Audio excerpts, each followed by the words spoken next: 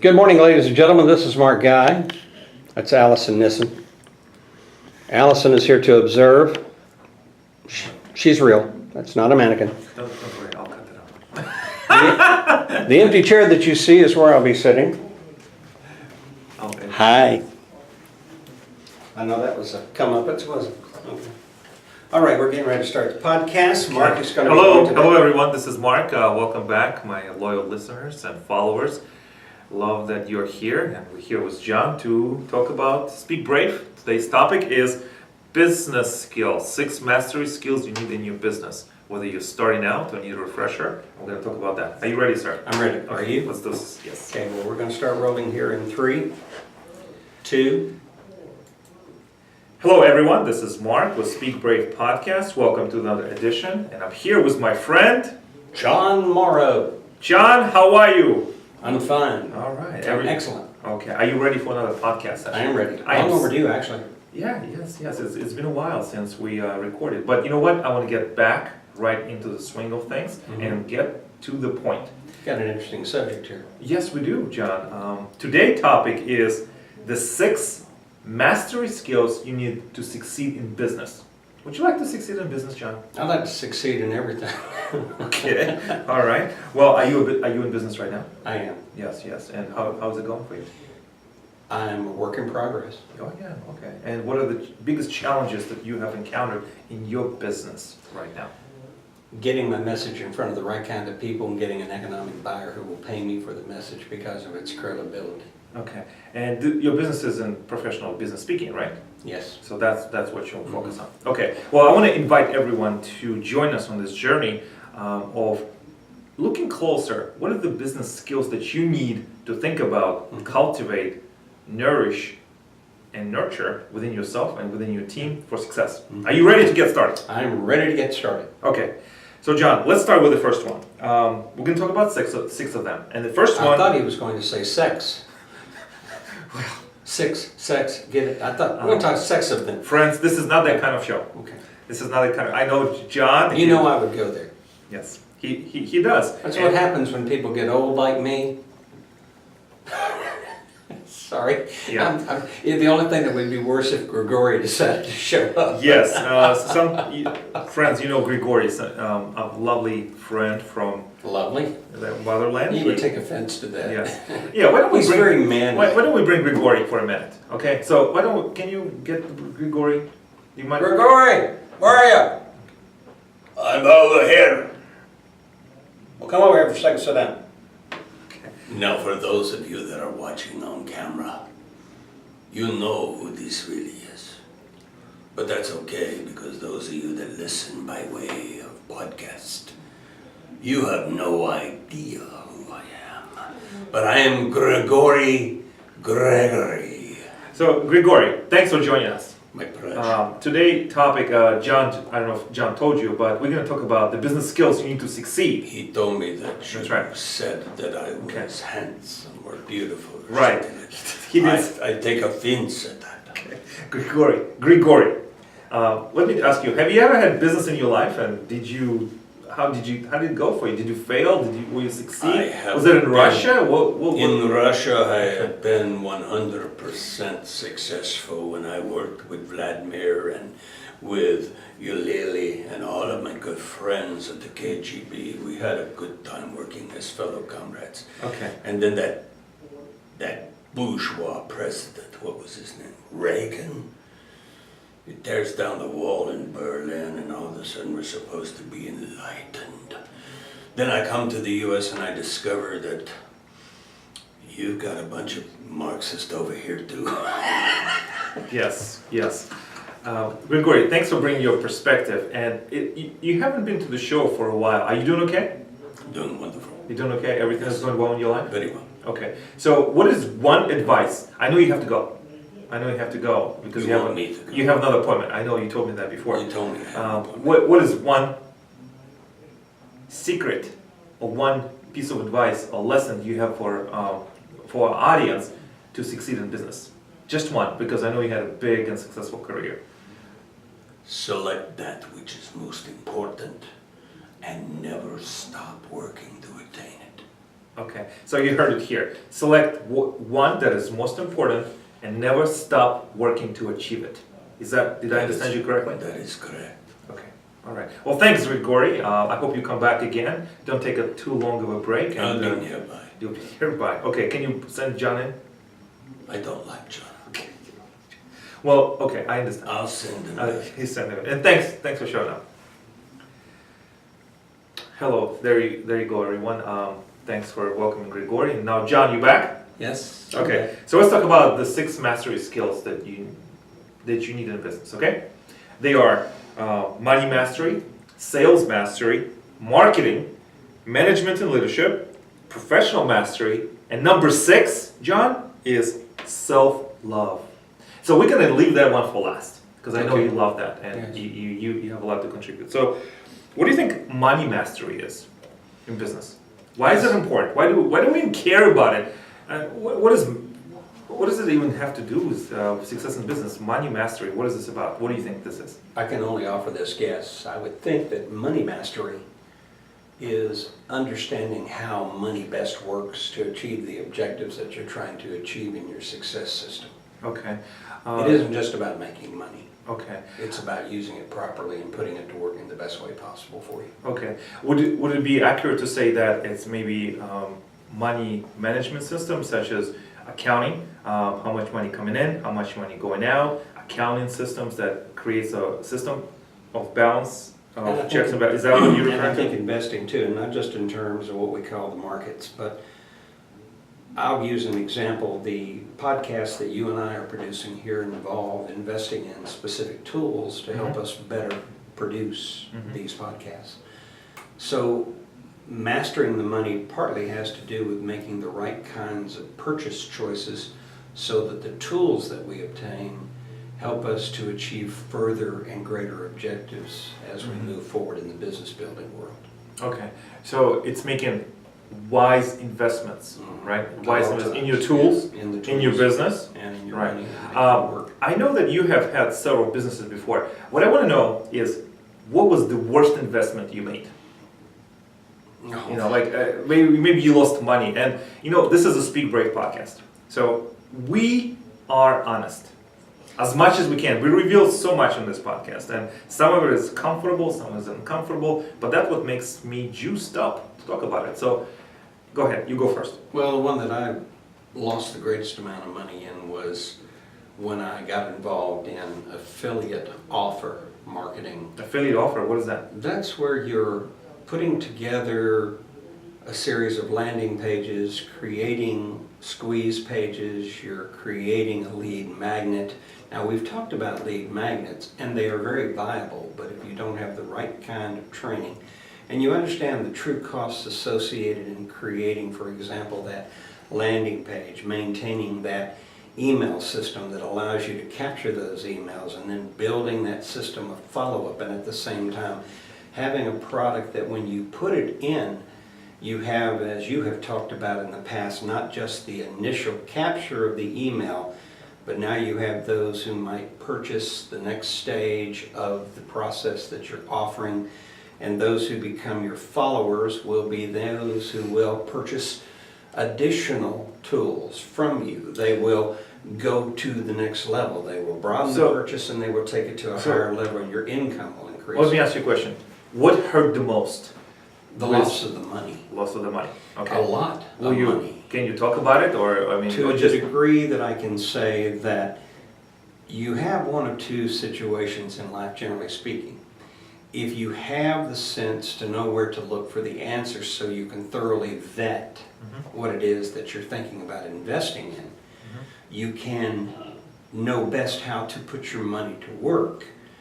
Understanding that even in the best of circumstances, you will from time to time fail and lose money, but you're going to have an opportunity to go back, retool that, start again, and make it work. Here, this was about going to people who we were supposed to trust to give us the best possible information, but every time they wanted to take it to the next level to, quote, better equip us to be successful, there was more pulling out the wallet, handing them a okay. credit card. So you, if I understand this correctly, you wanted to start a business. Mhm. You wanted to start a successful business. However, you didn't have a lot of business experience Right. to get started, and you put your trust into this snake oil salesman. Well, I would say that would be a good description of them. Okay, and they have taken advantage of you Very much so. in financial. Okay. And they're financially successful because they're still out there marketing today. I see their ads on a regular basis. I'm sorry. Let the buyer beware. Yeah, buyer beware, and it's something that we can all learn to choose your advisors carefully, Mhm. right? And not to make too many decisions that are going to hurt you in the long run. The lessons that I've learned from those failures are Yeah. simple. Yeah. Money in and of itself can be an outstanding partner with you in Yeah. success. Yeah. And money can make you more money if you put it at the right place to work. Yeah. On the other hand, you can put money into something and you'll never see it again, and you'll have nothing tangible to show for it. Yeah. So this is where partnerships with individuals of like-mindedness and individuals of integrity create an opportunity to build something, but also you have a system in place that says, hold up for a second, let's take a closer look before we decide Yeah. to move in that direction. Since you and I began working Yeah. together in this mastermind just over 2 years ago, one of the things that's been consistent in the relationship, and I want to be sure to bring Dr. Diane Longstreet into that as well, is that we served to provide honest feedback to one another, but also checks and balances. And in the checks and balances, it was simply, Diane made a remark one time, says, use every means possible at your disposal that costs you nothing or little or nothing first. Absolutely, and that's what we've been working on as a small business, as entrepreneurs and small business owners. Is I believe in the power of alliances. Mhm. Alliances with people that are already doing what you like to be doing, Mhm. or maybe not necessarily doing what you like to be doing, but at the same level as you, because you can connect with them quicker. Maybe even have some kind of barter system and learn from each other if they're generous enough to share. So yes, I agree with that. Okay, and thank you for that honest Well, honest thank you for reflection. allowing me to share. Okay, so number one is we need to focus on money mastery, and number two is sales mastery. Would you agree without sales you're dead? I think everything about living is salesmanship. Yeah. If you're really seeking to be effective in whatever you're doing, even if you're doing it in an avocation, a hobby, Yeah. in church, Yeah. as well as in your business, you have to have some type of personality Yeah. that lends itself to attracting people to you. Right, To me, that's right. salesmanship. And some of the previous episodes that I have series on sales, successful sales. Successful I had sales. talked about digital sales. I talked about ABCs of sales. I have talked about what the heck is a sales funnel. Do you remember that? That was one of my favorites. No, that was it. Fun with fun. Fun was funnels. Yeah, that was a cute episode, and I love that. But it was a good one. It's And a you good- also did some speeches on that in Toastmasters It's- meetings, and it was extremely interesting. I do really well that. You're beginning to master your artwork too, by Yes. the way. Oh, well, artwork. Your Okay. funnel. Oh yeah, the funnel. It's coming. People can see it on YouTube and can download that episode and share it with your friends, especially if you're a small business owner or entrepreneur. Go back and listen to that episode. Fun with funnel, fun with sales funnels, and then also ABCDE of sales. Mhm. So go back to that. We go deep. What is the sales process and what to expect? And I do want to mention. I had background in business. Yes. As I have told you, I have a master's degree in finance and a bachelor's in economics. One of my very first exposures to the business world was in an internship at Prudential Securities. Did I tell you this story? Briefly. Yes. As I walked, my very first day, I walked into the office and I see all these cubicles. As I go through I see all these brokers on the phone, making calls to their clients. And one of the cubicles that I walk by, I see this plaque, and that plaque has left an impression on me for the rest of my life. Mm-hmm. And on the plaque, on that little quote, it said, "Nothing happens until somebody sells." Yes, and you've used that quote many times before. Yeah, and that's true. And what I've seen is you have to find a sales process that works for you. Yes. That works. Maybe you don't call it sales. Maybe you call it the seduction process. Because people don't like to be sold to, but people like to be seduced.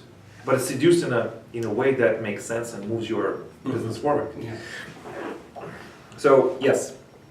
So master the sales process. I'm sorry about that. I had to sneeze here quickly. Actually, the only people that noticed were the ones watching the video. Ah, well, let's keep moving forward and master the sales process that works for you. Listen to the podcast episode that will be dedicated to sales, and there's many other resources that you can learn. But you have to. Do you ever, John? Do you like to be sold to? Do you see this all this time?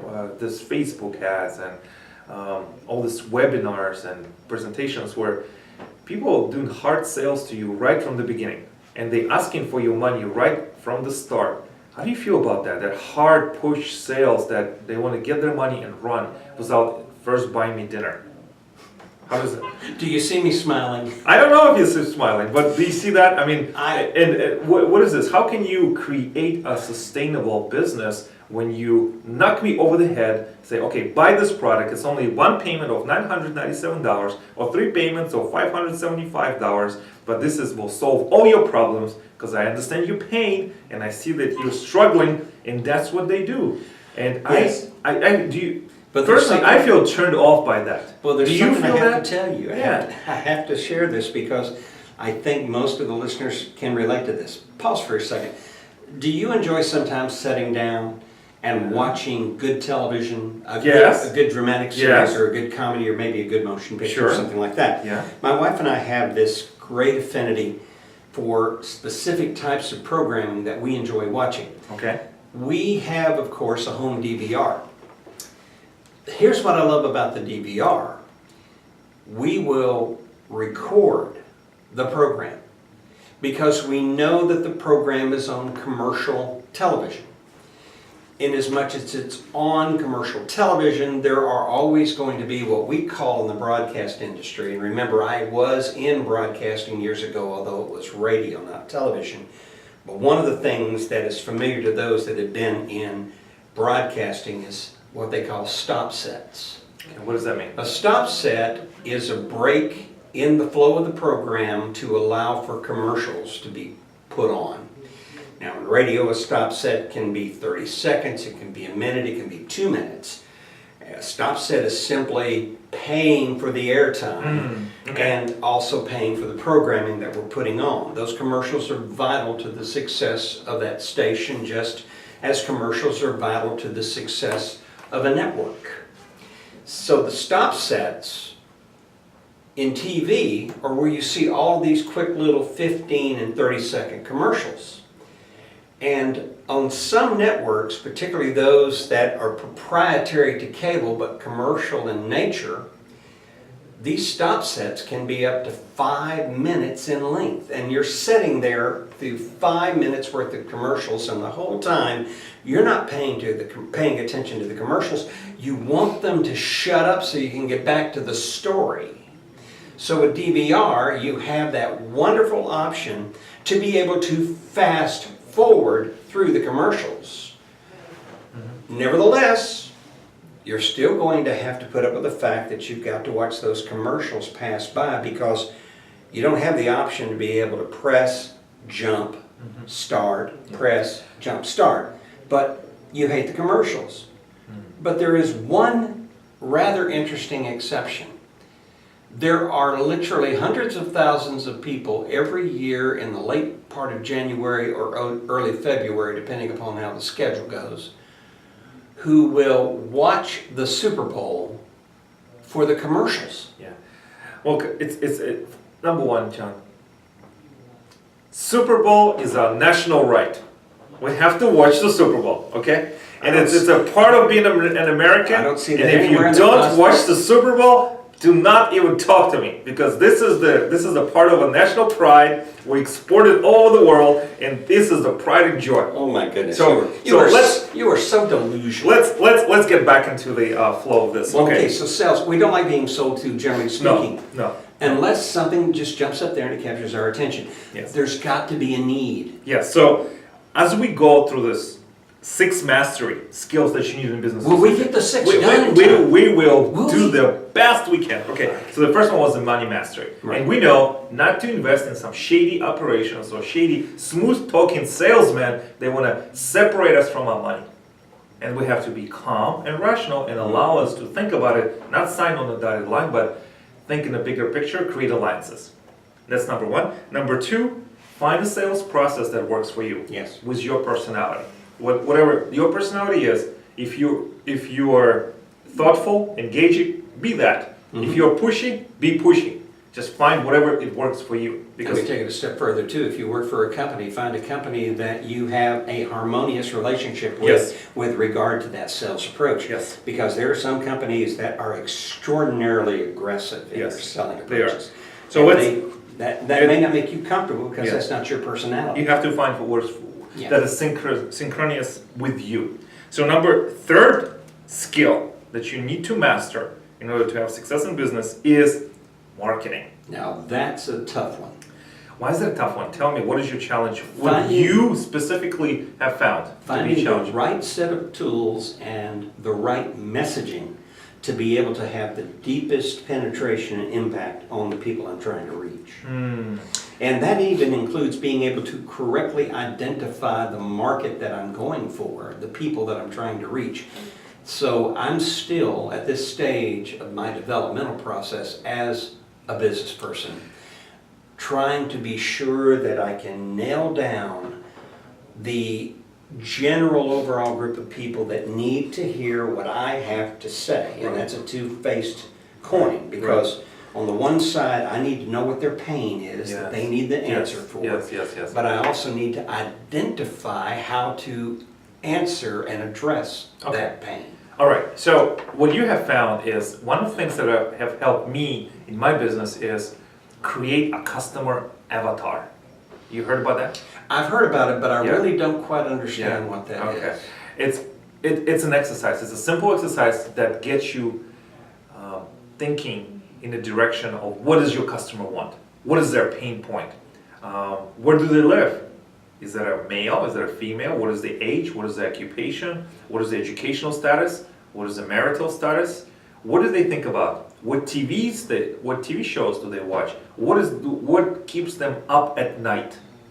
When they wake up at 3 o'clock in the morning, what is the pain point they're thinking about? Right. What is the problem they have that you will have a solution for? When you step into the shoes of your ideal customer, may not be ideal customer, because the profile and your portfolio of customers may vary. It doesn't have to be all men or women or different ages. What is the pain? What is the pain that they have? And I think one of the best ways that I have found, I'm a professional speaker. A lot of times when I go provide seminars to companies and nonprofits, I have a camera. I have a camera in the audience, and in about a few minutes into my speech, I start asking questions because I want to have a conversation with the audience. Right. And I have leading questions from the audience who can stand up and talk to me honestly. And I ask them about their pain points. I ask them, what is the biggest challenge you have? What is the biggest challenge you have with your boss even? I know I ask very provocative questions. And I ask their permission to record. And then when I look at the camera later, at home or at the office, I study the answers to my questions. Because the answers to my questions become my selling points. That's how I write my sales copy, and that's how I market it, because I listen to them very carefully. And if I see patterns over and over again, that becomes my solution. Because for the longest time, I didn't listen to my customers. So this is your sales avatar? Well, sales avatar is you think about your ideal customer, you sit down with your business partner, with yourself or somebody you trust, and you think about it, and you think, what is their ideal, what is the day of your customer? What are they going through? What are they thinking about? What do they long for? What do they desire? What is their frustrations? And you go to where your customers are and you listen to them. You go to Facebook groups, you go to networking events, you ask them, what is your challenge? And shut up and listen. And you build the marketing strategy from that. That's a very good point, by the way, too. The phrase that needs to be said more often, it's rather abrupt, but we really all need to work more on shutting up and just listening. Well, it's your choice. If you want to be successful, you listen. If you don't want to be successful, you keep on talking. So, okay. So we so far covered money mastery, sales mastery, marketing strategy. Now, the fourth skill that I must address is management or leadership mastery. John, what the heck is management and leadership mastery in your interpretation as a skill set required to be successful in business? Go. Time management is extraordinarily important for a person in business, and so you need to have a management style that you take the leadership and responsibility for your success as well as your failure, and then you take the opportunities that you get from those failures, you learn from them, you go back and you redo it. And in the management and leadership aspect of it, you understand that you are providing a service, and the greatest leaders are those who serve the needs of the greatest number of people. Okay, so you develop the management and leadership strategy. Let's just call it what it is. It's who you are as a person and how do you show up as a leader. Exactly. It's whether you're a person of integrity, what have you learned. Honestly, John, What do I do with my time? what are you doing with your time and how do you lead people? I did mention before that one of the best lessons I have learned about who I am as a leader and as a person, I learned it at church. Oh yeah, great place to learn. I was elected as a youth leader, youth pastor at a local congregation, and one of my very first mistakes was, oh, look at me. I was elected as a leader of this congregation, even if just for kids and young professionals, and what I say goes. And I had my ego bloated to the size of Chicago, Been there, done that. and that was a humbling experience because people rejected and resented me and pushed back. And that failure taught me a lot who I am as a leader. Because it's not about you. Well, I'm glad you learned It's from about it, your because a lot of responsibility. people don't. Well, it's how bitter is the taste of failure in your mouth, and what do you want to do with it? And I believe one of the greatest things you can do as a leader, nonprofit, or in business situations is just lead and fail. Don't be afraid. Just do it. One of the best things that I have heard in a recent seminar I attended about business is build the plane while you're in the sky. Wow. What? I've How never can heard you that build a before. plane while it's in the sky? I mean, well, this was directed towards someone who is procrastinating or thinking, okay, I need to get ready, write my business plan, I need to send it by the board of advisors, whoever small or big that is, Then never and I'm get just it going to done. wait, I'm going to wait again, I'm going to wait till next year, I'm going to wait until president, I'm going to retire, I'm going to wait until 2020. It never starts. Never happened. Never gets to the ground. So one of the first things that you need to do is just start. Just do it. Learn as you go. Yeah. Fail, embarrass yourself. Well, you yourself- and nobody's going to pay attention. You're a person who promotes that because you remind us of the importance. For example, you write every day. Even when you don't feel like writing, your general premise has always been, I need to write for at least every now. Even do if you it's write writing every for day? social media. Right. Then the other thing that you also say is that you have to set aside and allocate time as much as possible to read, to Yes. study, to Well, grow, you need to learn. write. You need to read and write. If you're in a business of Well, think about persuasion. health. Yes. The doctor will tell you, you can have the right kind of diet, you can eliminate certain kinds of foods and everything, but the truth of the matter is, this is not just a matter of intake, this is a matter of output, and the output that you have has to do with, are you Yes. active, are you Yes. walking, are you Yes. moving? Yes. So it's input and output. You're right. Okay. So thank you for that. Let's keep moving. So because we have a few more minutes, and I want to cover the rest of the skills. So we covered money mastery, sales mastery, marketing mastery. We touched upon management and leadership strategy and mastery. Now the fifth one you need to have as a skill in your business is your professional mastery. And one of the questions that I have, and I want to make sure that you chime in on this and tell me your perspective, is you need to be a student of your craft, a master of your craft, and you never really arrive. One of the phrases you use quite a bit is your work in progress. Yes. No matter who you are, where you are, isn't it? What are your thoughts about this, about professional mastery? Well, first of all, taking my Toastmasters experience, I get asked that question all the time. I've been a Toastmaster over 30 years. I have 2 DTMs. I'm well on the way probably to a third. Is it about the DTMs? Is it about the awards and the recognition? There was a time in my life when maybe it was. But now it's becoming more of an understanding and accepting of the reality that The process of learning is an ongoing thing throughout the course of life. The most exciting life is the lifelong learning experience, because in the learning experience, you get a chance to become more in tune with those things that you do well, so that you can master those talents and those gifts. Right. And you also associate yourself and align yourself with the individuals who are also masters in their particular skill set, or their skills can complement your skills and you can team up. Yes. So to me, professionalism is twofold. One, self-worth, and that also would probably go to point number 6. You have to believe in who you are and that what you have is useful and beneficial, and you have a gift to give. But you are giving it as a gift. You're not giving it as someone who is saying, I'm just an authority, you need to listen to me and do as I say.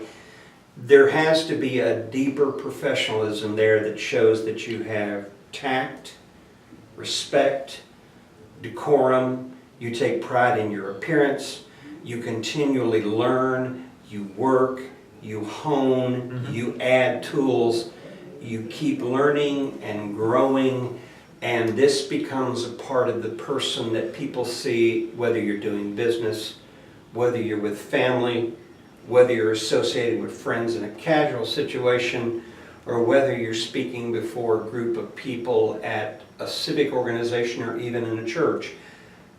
To me, professional mastery is consistency of messaging by the individual in all phases of their life, with no shred of hypocrisy.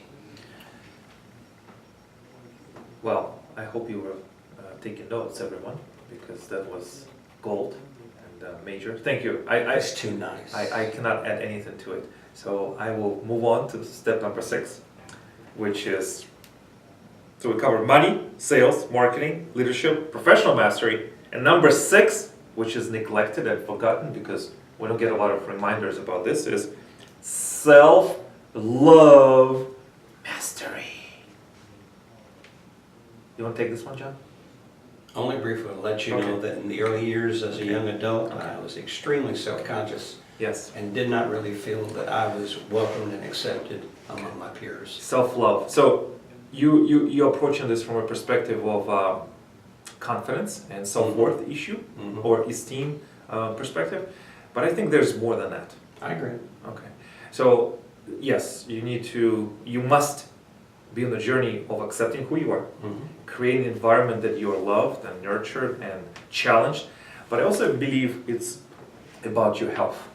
Absolutely. It's about your physical being. More than ever. Because I have some issues I need to work through. As do I. Yes. And if you don't take care of your health, your body, you're going to be good for Nothing. and no one. You're just going to make yourself miserable, and your life is going to be unfulfilling, and that's just going to exacerbate the lack of love for oneself. That's right. So we can talk about money, mastery, and sales, and marketing, leadership, professional mastery, but if we neglect ourselves,